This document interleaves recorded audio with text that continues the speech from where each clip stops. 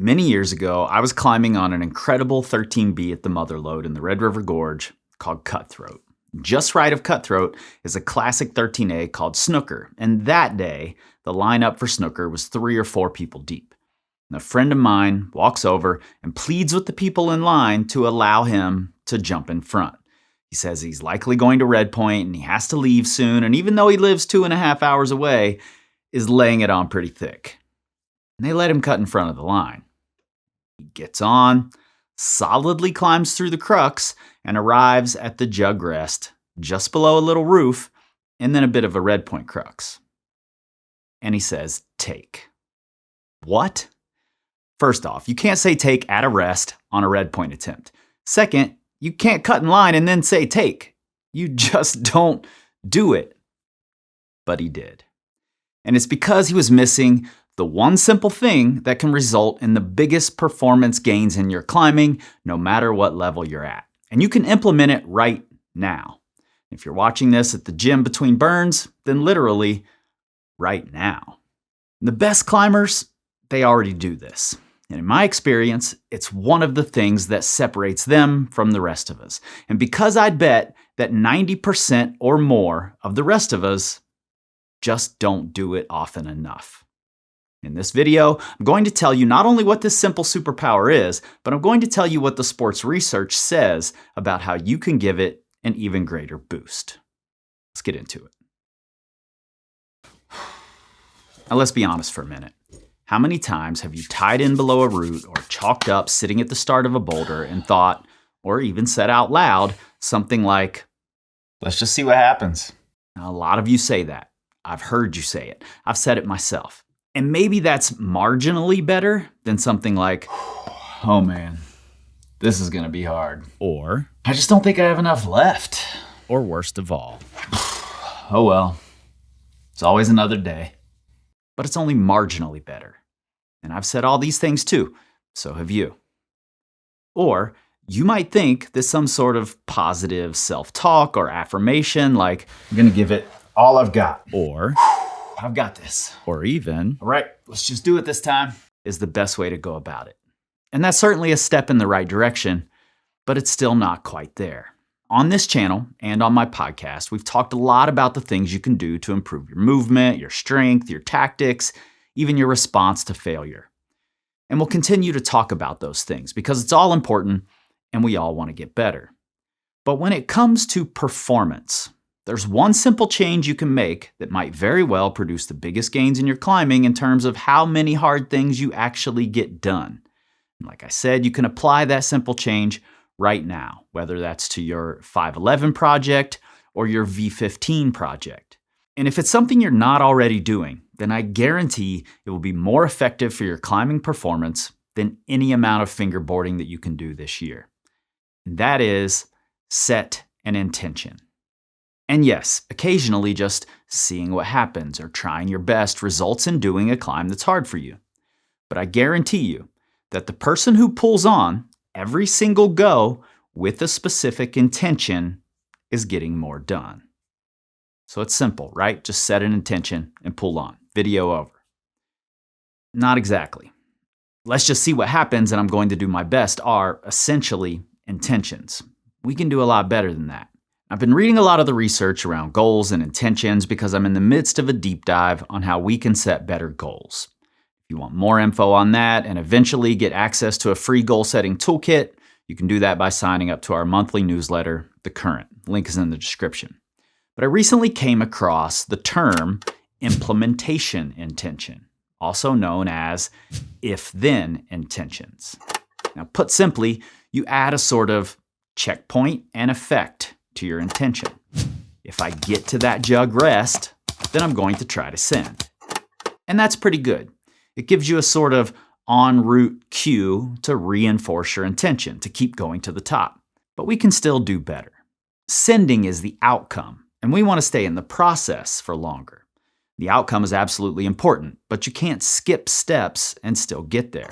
So it might be better to say, if I get to that jug rest, then I'm going to try my hardest.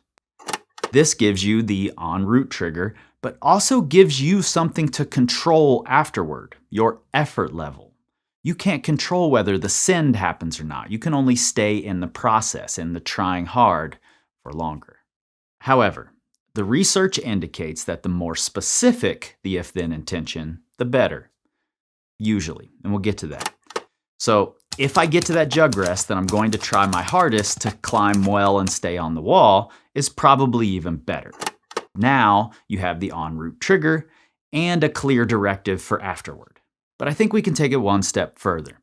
If we start by asking, what exactly is it that might cause us to not react that way in the moment without the cues, then we'll know how to better construct the intention.